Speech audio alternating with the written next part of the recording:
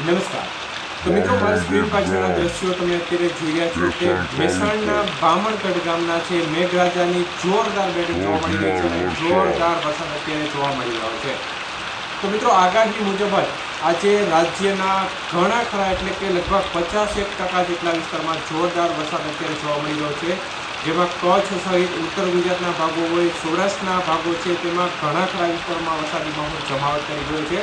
તો સાથે સાથે મધ્ય પૂર્વ ગુજરાતના ભાગો છે, દક્ષિણ ગુજરાતના ભાગો છે, તેમાં પણ અનેક વિસ્તારમાં વરસાદી માહોલ જોવા મળી રહ્યો છે. ત્યારે સૌરાષ્ટ્રના ભેસાણના બામણગઢ ગામના દ્રશ્યો અત્યારે તમે જોઈ રહ્યા છો. રીતસરનો જોરદાર વરસાદ જોવા મળી રહ્યો છે.